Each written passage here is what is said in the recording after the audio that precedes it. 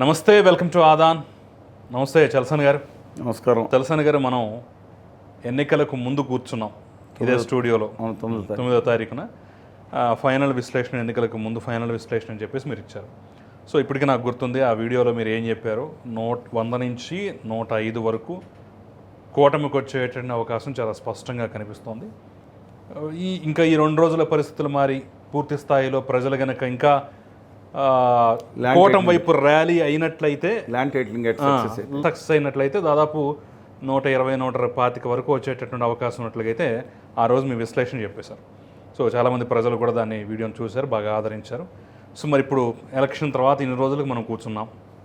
ఏంటి మీ అదే అభిప్రాయంతో ఉన్నారా, అభిప్రాయం అన్నా మార్చుకున్నారా? మీ దగ్గర పాత వీడియో ఉంటుంది 1 year బ్యాక్.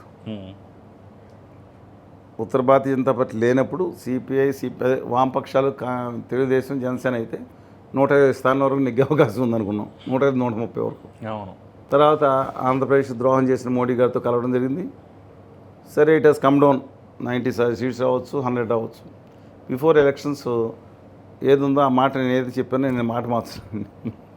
రాజకీయాలు మాటలు మార్చడం జరుగుతుందేమో, కానీ దీంట్లో కూడా జరుగుతుంది. కానీ నాకు తెలిసిన అభిప్రాయం మీద నేను స్థిరపడంగా ఉన్నాను.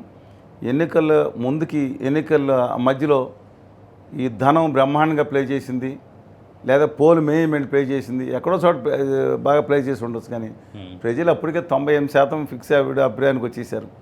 ఆ 1%, 2% ఎక్కడ తేడా 500, 2000 ఓట్లు, 3000 ఓట్లు తేడా వచ్చింది, ఏమైనా తేడా రావాలి తప్ప. నేను కూడా అదే అభిప్రాయం స్టిక్ ఉన్నాయండి. 100 నుంచి 105 కూటమికి విజయ అవకాశాలు స్పష్టంగా కనపడుతున్నాయి. ఈ ల్యాండ్ టైటిలింగ్ యాక్ట్ అనేది కానీ, లేదంటే ఆకర్షణలో ఇచ్చిన 7,000 రూపాయలు పెన్షన్, అంటే 4,000 ప్లస్ పాత 3,000, మహిళలకి 1,500 పాకెట్ మనీ 18 ఏళ్ళు దాటిన వాళ్ళకి 50, ఇవన్నీ ఫ్రీ బస్సు, ఇంకా చాలా ఉన్నాయి, నిరుద్యోగ భృతి, ఇవన్నీ కనుక వర్కౌట్ అయితే కనుక ఇట్ మే టచ్ 123, 125. రేర్ కన్సెషన్లో 135 వెళ్ళొచ్చండి. హైయెస్ట్, లోయెస్ట్ 95 రావచ్చు. సో వైసీపీ సరే, ఎన్నికలు జరిగిన తర్వాత మొదటి 2 రోజులు సర్వే కాదు, ఇది సర్వేలు చేయలేదు, కేవలం నా అభిప్రాయం చెప్తున్నాను. మీ అభిప్రాయం. ఎస్. నా ప్రశ్న కూడా వినండి. ఇప్పుడు వైసీపీ మొదటి 2 రోజుల తర్వాత కొంత డీలా పడ్డట్టు కనిపించినా 3వ రోజు 4వ రోజున ఎప్పుడైతే ఐపాక్ టీం దగ్గరికి వెళ్ళి జగన్మోహన్ రెడ్డి ఆయన ధైర్య వచనాలు చెప్పారో, మనం అద్భుతంగా వస్తున్నాం అని చెప్పారో, అప్పటి నుంచి కొంచెం వాళ్ళు కూడా ధైర్యం పుంజుకున్నటువంటి పరిస్థితి కనిపిస్తుంది. వాళ్ళు ప్రధానంగా చెప్తున్న మాట ఏమన్నారు, మనం ఈసారి 151 ధైర్యం కాదండి. అసలు ఐపాక్ సంస్థ జగన్మోహన్ రెడ్డి గారు చెప్పారా, జగన్మోహన్ రెడ్డి గారు ఐపాక్ చెప్తారు? దాని సందర్భంగా అక్కడ, కానీ ఈయన చెప్తా ఉన్నారు. నాకు చిత్రంగా ఆ సందర్భంగా ఆయన వాళ్ళని అడ్రస్ చేస్తూ తన కార్యకర్తలకి, తన నాయకుల గణానికి చెప్పారు. అది క్లియర్గా అర్థమైపోతుంది. సో ఆ తర్వాత నుంచి బెట్టింగులు కూడా ఎక్కువైపోయాయి. అసలు మేముంది ఈజీగా గెలిచేస్తాం అనేటువంటి భావన వైసీపీలో పెరిగిపోతుంటే, మహిళలు అసలు వన్ సైడ్గా వేసేసారనేటటువంటి భావన కూడా వైసీపీలో చాలా బలంగా వినిపిస్తుంది. సో మీ అభిప్రాయం ఏంటి? అసలు రాజకీయాల్లో జరగందేమీ ఉండదండి. 1978లో ఎన్నికలు జరిగినప్పుడు ఆంధ్రప్రదేశ్ అసెంబ్లీ ఎన్నికలు, ఇప్పుడు జనతా పార్టీ అధికారంలోకి చూపు మీద ఉంది, కాంగ్రెస్ అధికారంలో ఉంది. ఒరిజినల్ రెడ్డి కాంగ్రెస్ అంటారు, కానీ సరే బ్రహ్మారెడ్డి కాంగ్రెస్, వెంగళరావు గారు ముఖ్యమంత్రి ఉండి చాలామంది తెలియకపోవచ్చు, పాత్ర అందరికీ తెలిసే విషయం. ఆ తర్వాత సిపిఎం చాలా బలంగా ఉంది. మాలాంటి వాళ్ళు కూడా చాలా యాక్టివ్గా ఉన్నాం. స్కూల్స్లో ఉండి కూడా చాలా గట్టిగా పనిచేసాం. ఆఖరికి ఎవరు పోటీ చేస్తారంటే అసలు ఊళ్ళో సూర్యరావు గారు, లేదా పక్కన ఇలా మొత్తం అంత వంకా సత్యనారాయణ గారు, పెద్ద వాళ్ళు నల్లు సత్యనారాయణ గారు, వీళ్ళందరూ పోటీ చేస్తాను అనుకున్నాం. రిజల్ట్స్ వచ్చేసినాయి. చూస్తే ఎవరో వద్దని సత్యనారాయణ అంట, ఎక్కడో పక్కూరు అంటే ఎవరండి ఆయన, ఎవరంటే అస్తం గుర్తండి. అస్తం గుర్తు ఎక్కడి నుంచి వచ్చింది? మధ్యలో ఆవోదగుడు గుర్తు, నాగలి పట్టిన రైతు, కంకి కోటలు, స్థితి కోటలు, ఇవన్నీ ఉన్నాయి కదా అన్న. ఇందిరాగాంధీ సొంతంగా పార్టీ. మనకి ఆ రోజులో తెలియంది టీవీలు లేవు, పేపర్లు లేవు, మీకు యూట్యూబ్ సంగతి దేవుడు ఎరుగు. ఇందిరాగాంధీ గారిని అరెస్ట్ చేసి జైల్లో పెట్టారని, ఎక్కడ ఇందిరాగాంధీ గారు? రాయబరేలీలో ఓడిపోయారు. సరే, మెదక్లో కలిసి పక్కన పెడదాం. 170 స్థానాలు గెలిచిందండి. కోనే రంగారావు ఒక మా నాయకుడి యొక్క కార్ డ్రైవర్కి సీట్ ఇస్తే, ఆయన కార్ డ్రైవర్తో అనర్హులేం కాదు, ఎవరన్నా రావచ్చు. ఫీజు లేకపోతే కడితే ఆయన ఇంకా రాలేదు, మీ దగ్గర నేను మిమ్మల్ని వదిలేయాలండి, మీ దగ్గర ఉంటాను, నాకు ఎమ్మెల్యే వద్దన్నా అంట. అలాంటి వాళ్ళు కూడా లేని వాళ్ళు గెలిచిపోయారండి. మేబీ వెరీ జెంటిల్మెన్ ఉంటారు కాదంట్లా. అలాంటి ఒక సిచ్యుయేషన్ ఆంధ్రప్రదేశ్లో జరిగిందని చెప్పడానికి చెప్తున్నా. ముక్కు మొహం తెలియని వాళ్ళు గెలిచారు. ఆ రోజు డాక్టర్ వైఎస్ రాజశేఖర రెడ్డి గారు ఏ పార్టీలో గెలిచారు? చంద్రబాబు నాయుడు గారు గెలిచారు, స్టూడెంట్ లీడర్ టెకెల్ వచ్చి 78లో ఎమ్మెల్యే అయిపోయారు. పోరాడి గెలిచారు ఇద్దరు, వెంకయ్య నాయుడు గారును జయపాల్ రెడ్డి గారు. జనతా పార్టీ 60 మంది నెగ్గింది, 30 మంది కాంగ్రెస్, రెడ్డి కాంగ్రెస్ నెగ్గింది, 175 మంది వీళ్ళు నెగ్గారు, కమ్యూనిస్టులు కొంతమంది నెగ్గారు.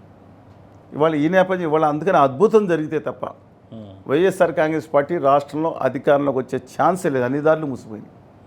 మీరు చెప్పిన ఒకే ఒక దారి తెలిసి ఉంది, ఏది మహిళలు, అది కూడా అర్బన్లో మహిళలు వాళ్ళు కాదండి, అర్బన్లో 60% ఏకప ఓటింగ్ అండి. ఓన్లీ విశాఖపట్నం మనం విశ్లేషించుకుందాం, తర్వాత విశాఖపట్నంలో ఎందుకు టౌన్లో ఎందుకు మైనస్ అయిందో మాట్లాడుకుందాం తెలుగుదేశానికి, ఆ డిఫరెంట్ ఇష్యూ. కానీ ఆల్ అర్బన్ సెంటర్స్ 90% అంతే, 52 అర్బన్ సెంటర్స్ ఉంటే 40 అర్బన్ సెంటర్లో తెలుగుదేశం విజయం సాధించే పరిస్థితికి వచ్చింది. అంటే దాంట్లో మహిళలు అందరూ ఉంటారు కదా. కానీ రూరల్ సెక్షన్స్లో మాత్రం మీరన్న ఆ వాదన కొంతవరకు సహేతుకంగా అనిపిస్తుంది. కానీ దాంట్లో ఇప్పుడు పాపులేషన్లో 50 ఏళ్ళు దాటిన 60 ఏళ్ళు దాటిన ఎంతమంది ఉన్నారండి? తక్కువ మంది. 40 సంవత్సరాల లోపల చాలా ఎక్కువ మంది ఉన్నారు. మహిళలు కూడా న్యాచురల్గా ఇప్పుడు 18 నుంచి 20 సంవత్సరాలు 30 సంవత్సరాల మహిళలకి ఏంటండి ఉపయోగం? వాళ్ళ పేరు మీద రిజిస్ట్రేషన్ తల్లి పేరు మీద చేశారు ల్యాండ్, కానీ వాళ్ళకేమో 1500 ఈ సంవత్సరం 18,000 ఇస్తానంటున్నారు. ఉద్యోగాలు ఉపాధి కావాలి వాళ్ళకి. యాక్చువల్లీ వాళ్ళ యువత కూడా చాలా పవర్ఫుల్గా ఉన్నారు, ఇంక్లూడింగ్ మహిళల్లో. యువతులు మహిళలు కాదా? మహిళల్లో యువతులు ఉంటారు, భాగమే కదా. డెఫినెట్గా వాళ్ళు ఎందుకు చేస్తారు? వాళ్ళకి ఏం పథకాలు వచ్చినాయి? అమ్మఒడి పథకం వాళ్ళు కాదు కదండి. అందువలన డెఫినెట్గా వాళ్ళ జనాభా కూడా తీసుకుంటే, కానీ సంక్షేమ పథకాలు వచ్చిన వాళ్ళకి డెఫినెట్గా ఆంధ్రప్రదేశ్లో ప్రజలు చాలా విశ్వాసం కలిగిన ప్రజలు. కొంతమంది తీసేయండి మిగతా వాళ్ళని. ఒక సింపతికి, హీరోషిప్కి, తనకు సాయం చేసిన వాళ్ళకి తిరిగి సాయం చేయాలని ఒక ఆ భావన ఉన్నాడు. మనకి ఇచ్చాడు కదా, మనం ఏదో ఇద్దాం, ఇచ్చేది ఒకటే కదండి. డెఫినెట్గా సంక్షేమ పథకాలు వచ్చిన వాళ్ళలో అత్యధికులు, irrespective of except few communities, 90% communities ఆయనకు ఓటైపోతున్నారు నా అభిప్రాయం. ఓటేసేసారు. వేసేసారు. కానీ వాళ్ళ పర్సంటేజ్ ఎంతండి? బయట ఇంకా చాలా ఎక్కువ మంది ఉన్నారు. ఇప్పుడు 1,56,00,000 నుంచి 1,60,00,000 ఓటింగు తెలుగుదేశానికి వస్తుంది అనుకుంటే, 1,25,00,000, 1,30,00,000 ఓటింగు మిగతా వైఎస్ఆర్ కాంగ్రెస్ పార్టీకి వస్తుంది. 35 లక్షల ఓటింగ్ డిఫరెన్స్ ఉంది. క్రితం డిఫరెన్స్కి 25 లక్షలు 30 లక్షలకి అంత తేడా వస్తే ఇవాళ 23 కన్నా ఆయనకి 15 సీట్లు రావాలి. రావు. ఎందుకో తెలుసా అండి? పాకెట్స్, కాన్సన్ట్రేటెడ్ పాకెట్స్ ఉన్నాయి. కర్నూలు, కడపలో వాళ్ళకి ఎలాంటి ఉపధనం వచ్చినా సరే ఆయన పార్టీకి అత్యధిక స్థానాలు లేకపోతున్నాయి. ఇప్పుడు ఎన్ని సీట్లు వచ్చినా ఆఖరికి ఆయనకి 35% ఓట్లు వచ్చినా సరే అక్కడ నిలబోతుంది. అందువల్ల నా అభిప్రాయం క్లియర్గా ఉంది, కూటమి వైపు ఓటింగ్ ఉంది. అద్భుతం, నేను దాని రాజకీయాలు అద్భుతం జరిగింది తప్ప జగన్మోహన్ రెడ్డి గారు అధికారంలోకి వచ్చేది చాలా కష్టం. మీ అంచనా ప్రకారం, మీరు లెక్కలు కూడా చెప్తున్నారు కాబట్టి అంచనా ప్రకారం ఇప్పుడు కూటమికి లేదా కూటమిలో ఉన్నటువంటి మిగతా పార్టీలకి వైఎస్ఆర్ కాంగ్రెస్ పార్టీకి మధ్య ఓట్ల డిఫరెన్స్ ఎంత ఉండేటటువంటి 35 లక్షల వరకు ఉంటుంది. 30 నుంచి 35 పర్సంటేజ్ల వారీగా తీసుకుంటే పర్సంటేజ్ అంటే వైఎస్ఆర్ కాంగ్రెస్ పార్టీకి అంటే ఒక లెక్క, నోటి లెక్కగా చెప్పినా లేదంటే మామూలుగా చెప్పినా కానివ్వండి, ప్రధాన పార్టీలు అయినటువంటి టీడీపీ కానివ్వండి, వైఎస్ఆర్ కాంగ్రెస్ పార్టీ కానివ్వండి, 40% అలా ఫిక్స్ అయిపోయి ఉన్నాయనేటటువంటి భావన అయితే వ్యక్తం అవుతుంది. సో ఓడినా గెలిచినా వైఎస్ఆర్ కాంగ్రెస్ పార్టీకి 40% అలాగే స్థిరంగా ఉంటుందంటారా? వాళ్ళ మ్యాక్సిమం కొంత తగ్గితే తగ్గాలి తప్పితే స్టాండర్డ్ ఫిక్స్ అయిపోయిందండి. 40% ఉంటుంది. మిగతా 20%లో 3-4% షర్మిల గారి సంగతి కూడా మాట్లాడుకుందాం సరే కాంగ్రెస్ పార్టీ గురించి. 5% తీసేయండి. నోటాకిను ఇంకా 15% ఉంది. ఆ 15% పంచుకోవాలి కదా, అది మేజర్ పాయింట్ అండి. ఒకవేళ కూటమిలో ఉన్నటువంటి పార్టీల వారీగా చూసుకున్నట్లయితే ఇప్పుడు తెలుగుదేశానికి గెలవాలి అన్న కనీసం 42 నుంచి 45% వరకు తను సొంతంగా సాధించుకోవాల్సిన పరిస్థితి వస్తుందంటారా? ఇది చాలా ఇంపార్టెంట్ అండి. ఈస్ట్, వెస్ట్, కృష్ణా, గుంటూరు జిల్లాల్లో వారు వన్ సైడ్ ఉంది. కానీ అక్కడ అత్యధికంగా అంటే పశ్చిమ గోదావరి జిల్లా, తూర్పుగోదావరి జిల్లాలో అత్యధికంగా కాకపోయినా గణనీయమైన సంఖ్యలో జనసేన స్థానాలు తీసుకుంది. అలాగే సరే మిగతాది అనపర్తి ఓటు సీటు ఉన్నా సరే, కైకలూరు, అలాగే విజయవాడ ఒక 3 సీట్లు ఉత్తర భారతీయ జనతా పార్టీ కూడా తీసుకుంది. అందువల్ల నా అభిప్రాయం ప్రకారం 100 కనుక స్థానాలు వస్తే ఖచ్చితంగా కూటమి మీద ఆధారపడాలండి. మిగతా భాగస్వామ్య పక్షాలతో. కానీ చంద్రబాబు నాయుడు గారు వెరీ సీజన్ పొలిటీషియన్. ఒకవేళ అదే పరిస్థితి వస్తే ఆయన తెలివి తక్కువ ఆయన కాదు. ఆయన ఇలా చూసుకున్నారంటే రెడీగా ఉంటారండి. అక్కడ 20 మంది టైం కూడా లేకుండా జంప్ అవుతారు. ఆయన బలోపేతం చేసుకోగలుగుతారు. ఓకే, అదొకే, మనం రేపు జరగబోయేది ఖచ్చితంగా చూద్దాం కానివ్వండి. అంటే నేను సపోర్ట్ చేయట్లేదు, 40 రాజీనామా చేసి తీసుకోవాలంట. 40-45% వరకు సంపాదించుకునే ఛాన్స్ ఏమైనా ఉందా? ఖచ్చితంగా ఉంటుందండి. వాళ్ళ ఇప్పుడు సరే 40-45% వరకు అంటే వాళ్ళ ఎవరికైనా చేయటానికి లేదు. ఎందుకంటే కూటమిలో తెలుగుదేశం ఒక్కటికే 40%, అందరూ కలిపే మనం జమ చేసుకోవాల్సింది. సో అందరు కలిపే 40%. అందరు కలిపి కాదండి, ఇంకా ఎక్కువ శాతం 48% కూడా వచ్చే అవకాశం ఉందండి. 40% జనసేనకి ఎంత పర్సెంటేజ్ వచ్చే ఛాన్స్ ఉందంటారు? అంటే 21 కాన్స్టిట్యూన్సీలు చేస్తున్నారు. అవును, దాదాపు. అంటే సో దాన్ని మనం క్లియర్గా లెక్కించలేం. 12% కాన్స్టిట్యూన్సీలు చేస్తున్నారు. వాళ్ళ కాన్స్టిట్యూన్సీలు నెగిరి కాన్స్టిట్యూన్సీ 1,00,000 ఓట్ల పైకి మీరు కనపడుతుంది కదండి. 21 కాన్స్టిట్యూన్సీస్లో 21 లక్షల మినిమం అక్కడ ఖచ్చితంగా వస్తాయండి. ఇంకా పైనే వస్తాయి నెగ్గే సీట్లో. అందుకని 20-25 లక్షలు వస్తే డిఫరెంట్ ఇష్యూ. 6% ఓటింగ్ ఏదైతే ఉందో 5.54, 5.86 వచ్చింది క్రితంసారి. 6% అబోవ్ అయితే గుర్తింపు పొందిన పార్టీ అవుతుంది. ఈసారి జనసేన గుర్తింపు పొందబోయే పార్టీ అవుతుంది. సో గాజు గ్లాస్ని పర్మనెంట్గా రిజర్వ్ చేసుకునే ఛాన్స్. గాజు గ్లాస్ ఉంటారు, వాళ్ళకి ఏది కావాలంటే గాజు గుర్తును మార్చుకునే అధికారం కూడా వాళ్ళకు ఉండొచ్చు, ఇబ్బంది లేదు. సరే, వాళ్ళ నాయకుడు కూడా అధినాయకుడు కూడా ఖచ్చితంగా నెగ్గబోతున్నారని నా అభిప్రాయం అండి. కాదు, జనసేన అభ్యర్థిగా ఉన్న మనోహర్ గారికి ఆకర్షణలో కొంచెం టైట్ అయిందండి, విన్నాను. మీకు విచిత్రంగా అనిపించదు. పవన్ కళ్యాణ్ పరిస్థితి ఏంటి? ఇప్పుడు 1,00,000 ఓట్ల మెజారిటీని వాళ్ళు ఎలాగో గెలిచే ఛాన్స్ ఉందని స్పష్టంగా కనబడుతోంది. 1,00,000 ఓట్ల మెజారిటీ కంపల్సరీగా రావాలనేటటువంటి పట్టుదలతో వాళ్ళు అక్కడ పనిచేస్తారు, వాస్తవం ఇది. మరి ఆ టార్గెట్ని ఛేదించగలుగుతారా? ఏ ఛేదించినా అక్కడ వత్సవాయి వర్మ గారు 30,000-40,000 ఓట్లు ఆయనకి థ్యాంక్స్ చెప్పాలి, నేను కాదు. కళ్యాణ్ బాబు గారు కూడా గుర్తించారు అది. అందుకని మొత్తం మ్యాక్సిమం పర్సెంట్స్ ఆయనకి ఇచ్చారు. మీ చేతిలో పెడుతున్నాను, గెలిపోవటం మీయే అని చెప్పారు.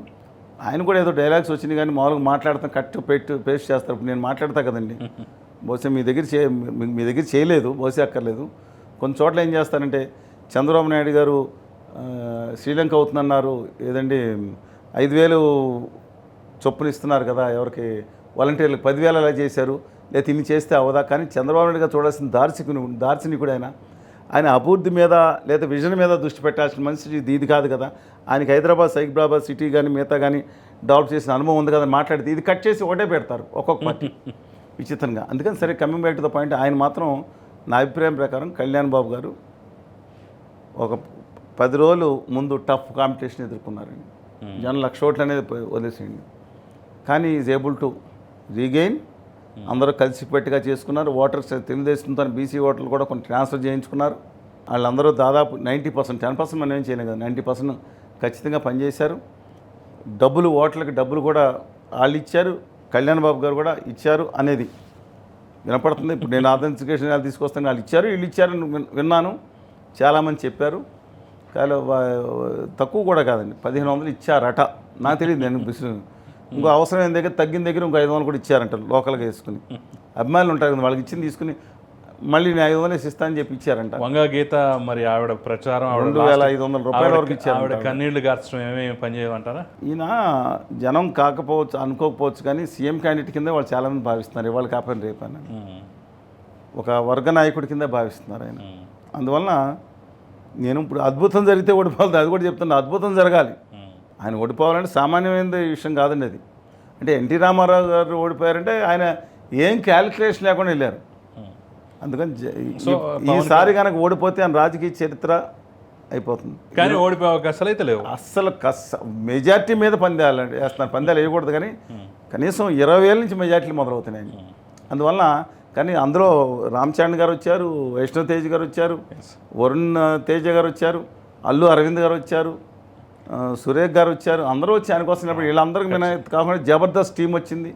అదేదో సీరియల్స్లో పనిచేసే నటులు కూడా, నటీమణులు కూడా వచ్చి తిరిగారు. ఖచ్చితంగా. అందుకని సరే, ఫైనల్గా మనం మీ విశ్లేషణలో ఫైనల్గా మనం మాట్లాడుకోవాల్సింది, ఇప్పుడు ప్రధానంగా దృష్టి పెట్టినటువంటి సీట్లు వాళ్ళు డెఫినెట్గా ఓడించాలనుకున్నది పిఠాపురంలో పవన్ కళ్యాణ్, మంగళగిరిలో లోకేష్, కుప్పంలో చంద్రబాబు నాయుడు, హిందూపూర్లో బాలకృష్ణ. సరే, పిఠాపురం గురించి ఆల్రెడీ మాట్లాడేసుకున్నాం కాబట్టి మరి మిగిలిన 3 స్థానాల పరిస్థితి ఏమిటి? సరే, వీరు కానీ కొంతమంది పుచ్చలపల్లి సుందరయ్య గారితో నేను కంపేర్ చేయను, కానీ ఈ నాయకుల గురించి మాట్లాడాలి. మంగళగిరిలో 1980 తర్వాత ఏ రోజు కూడా తెలుగుదేశం పార్టీ నెగ్గలేదండి. మీరు మా డాక్టర్ ఎంఎస్ఎస్ కోటేశ్వరరావు గారి ఇష్యూ తెలుసుకుని నీరుకొండ ఇష్యూస్, ఆయన తర్వాత 1994లో నిమ్మగడ్డ అందుకనే ఆ రామ్మోహన్ రావు పార్టీ కార్యాలయానికి ఎంఎస్ఎస్ భవన్ అని పెట్టుకున్నారు. అదే 1994 ఎన్నికల్లో అది పొత్తులో భాగంగా సిపిఎం పార్టీకి ఇచ్చారు కాబట్టి నిమ్మగడ్డ రామ్మోహన్ రావు గారు నా కమిటీలో ఆయన ఉండేవారు. సరే టెక్స్ట్ బుక్ కమిటీలో అనుకోండి, ఆయన నెగ్గారు. అంటే 85 తర్వాత ఇంతవరకు తెలుగుదేశం పార్టీ నెగ్గలేదు, మిత్రపక్షం ఒకసారి నెగ్గింది. ఆయన వర్గం ఓట్లు కూడా అని ఇతర వాళ్ళు చెప్తున్నారు, అది ఏదో ఎక్కువ, అది కూడా సత్యం కాదు, చాలా తక్కువ ఉన్నాయి మంగళగిరి కాన్స్టిట్యున్సీలో. ఓడిపోయిన దగ్గర గెలవాలనే దమ్ము ఆ కుర్రోడు కదండి, ఆయన కూడా పెద్దగా అయిపోయాడు కనుక ఆ కష్టం చూసారా, ఆ పట్టుదల, దాన్ని చాలా కష్టపడాలి. ఆయన సేఫ్ సైడ్కి వెళ్ళిపోవచ్చు, పెరుముడికి వెళ్ళవచ్చు, వాళ్ళ నాన్నగారి కాన్స్టిట్యున్సీకి వెళ్ళి ఇంకో చోట పంపించుకోవచ్చు. దమ్ముండి అక్కడ నిలబడ్డారని పోటీ చేశారు చూసారు, డెఫినెట్గా it is paying him rich dividend. డెఫినెట్గా నెగ్గబోతున్నారు. ఒకే ఒక కండిషన్, ఆయన ఓడిపోయారు. అక్కడ 50,000 ఇళ్ల పట్టాలు అక్కడ ముగ్గురికి ఓట్లను పెడితే ఇంకో కాన్స్టిట్యున్సీ సృష్టించేవారు అక్కడ 150,000. అది హైకోర్టు కొట్టేసిందండి. లేదంటే కనుక అక్కడ కూడా 50,000 మంది ఓటర్లు జాయిన్ చేసేవారు. ఇల్లు వాళ్ళు ఒకళ్ళిద్దరు ఓటర్లు కూడా పెట్టేవారు, 1,00,000 వైకాపా గెలిచేది. అది ఇక కుప్పం కూడా వైనాట్ పులివెందులో ఒకళ్ళు పరస్పర ఛాలెంజ్ చేసుకున్నారు. అందుకని ఎట్టి పరిస్థితుల్లోనూ కుప్పంలో చంద్రబాబు నాయుడు గారు లాస్ట్ ఇయర్ మెజార్టీ కంటే కూడా పెరుగుతుందండి. 35,000 అంటే ఇప్పుడు 70,000 టార్గెట్ చేశారు. ఎనీవేర్ బిట్వీన్ దట్ అండి. ఇక బాలకృష్ణ గారిది కొంచెం ఆయన నెగ్గుతారు కానీ కొంచెం టఫ్, కానీ ఎప్పుడు బ్రహ్మాండ మెజార్టీతో 40-50 మెజార్టీతో నెగ్గిన సీటు కాదు. కానీ 1983 నుంచి ఇప్పుడు అదొక ఆనవాయితీగా ఉందండి ఇది. అందువల్ల అక్కడ చాలా ప్రయోగాలు చేశారు. నవీన్ నిశ్చల్ గారు ఉన్నారు, ఇతర మార్వాడీలను ప్రయోగించారు, తర్వాత మైనార్టీస్ని వాళ్ళని కూడా పెట్టారు. ఎన్నో రకాల ప్రయోగాలు చేశారు కాంగ్రెస్ కానీ వైఎస్ఆర్ కాంగ్రెస్ పార్టీకి మిగతా వాళ్ళు కానీ. బట్ సక్సెస్ కాలేదు. ఎందుకంటే ఈయన వాచాలత్వం ఏది పడితే అది మాట్లాడతారు కానీ మంచివాడే మనిషిలో ఏముండదో అనే అభిప్రాయం వచ్చి ఉంటుందండి. అది కాక అక్కడ మనుషులను పెట్టుకుని ఆయన చేయించుకుంటున్నారు. ఆయన వరకు ఉండేది 200 ఓట్లు కూడా ఉండవు. అలాంటి స్టేషన్కి వెళ్ళి నెగ్గుతాం అనేది సరే నేను అనుకున్నాను, ఇబ్బంది అది లేదు. అలాగే మీరు మిగతా వాళ్ళని చూస్తే కనుక అనేక మంది ఉన్నారు క్యాండిడేట్స్ చూశారు. ఎవరు మన పెద్దిరెడ్డి రామచంద్రారెడ్డి గారు, ఆయన టఫ్ కాంపిటీషన్ ఉంది, ఆయన కూడా నెగ్గే అవకాశం కనపడుతుంది. అలాగే వివేకానంద పులివెందుల్లో ఇంత కూడా వచ్చిన అవుట్రేట్కి జగన్మోహన్ రెడ్డి గారు నెగ్గుతారు. సెకండ్ థాట్ అండి. అచ్చెన్నాయుడు గారు అవుట్రేట్కి నెగ్గబోతున్నాడు, 20-30,000 మెజార్టీ పైన నెగ్గబోతున్నాడు. షర్మిల గారు వైఎస్ఆర్ తెలంగాణ పార్టీ మాజీ అధ్యక్షురాలు కదా ఆవిడ. ప్రస్తుత కాంగ్రెస్ పార్టీకి ఏదో వచ్చి ఆవిడే నేను ప్రత్యేక హోదా ఎవరో మాట్లాడేవాళ్ళు లేరని ఇష్టం వచ్చేట్టు మాట్లాడుతున్నారు.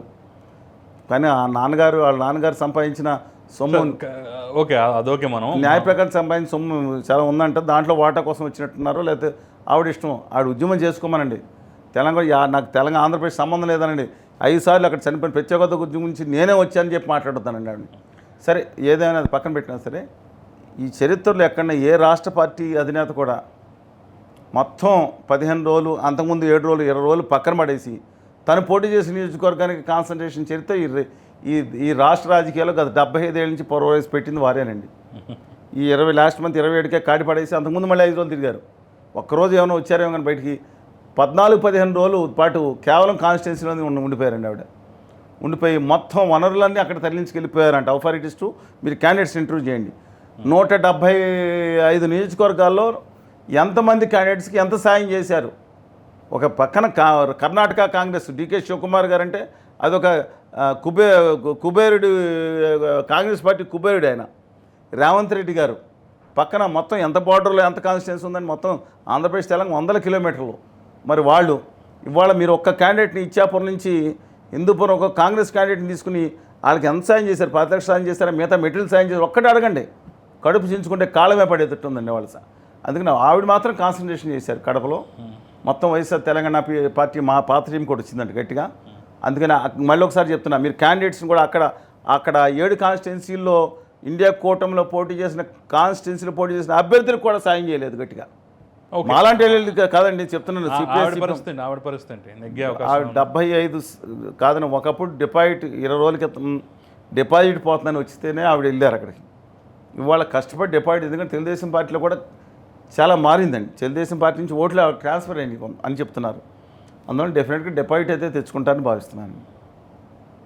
కానీ ఇంపాక్ట్ మాత్రం జగన్మోహన్ రెడ్డి గారి మైండ్ సెట్ మీద ఆవిడ కొట్టిన ఇంపాక్ట్ మాత్రం సాధారణ విషయం కాదు. వారు కానీ, సునీత గారు కానీ, సౌభాగ్యమ్మ గారు కానీ వాళ్ళందరూ కొట్టినది చాలా గట్టి ఇంపాక్ట్ పడిందండి. సమాధానం చెప్పుకోలేని స్థితిలో పడిపోయారు. అందుకని అది ఆ విషయం అట్లా ఉంది. కానీ బట్ రాయలసీమలో మాత్రం ఇప్పటికీ చెప్తున్నానండి, మోడీ గారు వచ్చి వెళ్ళిన తర్వాత రాయలసీమలో ఇలా పడిపోయి 20 సీట్లు పడిపోయిందనుకున్న వైఎస్ఆర్ కాంగ్రెస్ లేచి సస్టైన్ అయ్యి 29 సీట్ల నుంచి 36, 37, 35 సీట్లకి వెళ్ళిపోయే పరిస్థితి, మధ్యలో ఎనీవేర్ ఇన్ బిట్వీన్ పరిస్థితికి మోడీ గారు 2 సార్లు వచ్చారు. ఒకసారి అమిత్ షా గారు వచ్చి అనంతపురంలోనే ధర్మవరంలో ఇక్కడ సప్పెట్టారు. ఇంకోసారి మోడీ గారు వస్తే అది 45కి వెళ్ళినా ఆశ్చర్యపడేది లేదంటండి. మోడీ గారు తన వంతు వరకు చాలా సాయం చేశారు జగన్మోహన్ రెడ్డి గారు పరోక్షంగా. ఆయన అసలు విచిత్రంగా ఉందండి వాళ్ళ పరిస్థితి.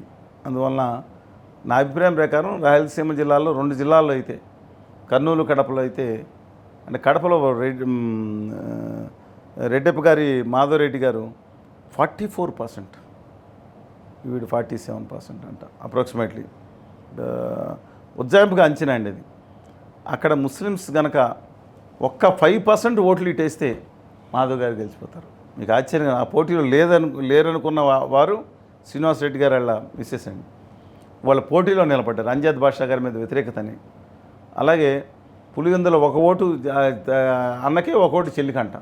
బద్వేలు 3 కాన్స్టిట్యున్సీలు అయితే 16% పైన దాటిదట్టు కనపడతా ఉంది శ్రీనివాస్ గారికి. బట్ నేను అనుకుంటాను పొద్దుటూరు ఒక గట్టి పోటీ ఇస్తున్న వరదాస్ రెడ్డి గారు పెద్ద ఆయన మీద పెద్ద ఎవరికి వ్యతిరేకత లేదు. మైదుకూరు పుట్ట సుధాకర్ యాదవ్ గారని పెద్ద ఆయన ఉన్నారు. ఆయన లిక్కర్ కంపెనీలు వాళ్ళ కొడుకు చాలా ఇప్పుడు మనకు వస్తాయి కదా చీప్ లిక్కర్, ఆంధ్రప్రదేశ్ రాష్ట్ర ప్రభుత్వం జగన్మోహన్ రెడ్డి గారి ప్రభుత్వం వస్తున్నాయి చూడ, అవన్నీ వాళ్ళ కంపెనీలో తయారవుతాయంట చాలా వరకు కాకపోయినా కొంతవరకు కూడా. వాళ్ళు కానీ మహేష్ యాదవ్ గారు కానీ వాళ్ళ అబ్బాయి మా వెస్ట్ గోదావరిలో పోటీ చేస్తున్నారు, అదే ఏలూరు దాంట్ నుంచి. సరే ఏదైనా ఆయన అక్కడ నెగ్గే అవకాశం కొంత కనపడతా ఉంది. కమలాపురంలో టఫ్ ఫైట్ ఇచ్చిందండి. రాజంపేటలో సుభాష్ పాలకొండరాయుడు గారి అబ్బాయి కూడా ఖచ్చితంగా అక్కడ పోటీ ఇచ్చాడు. డిస్పైట్ దట్ 1 నుంచి మ్యాక్సిమం 3 స్థానాలు మాత్రమే, 4 వస్తే అద్భుతమే తెలుగుదేశం పార్టీ గెలుచుకునే అవకాశం కనపడుతుంది. కర్నూలులో కూడా ఆళ్ళగడ్డ లాస్ట్లో వాసు గారు ఇల్లు గట్టిగా పనిచేశారు.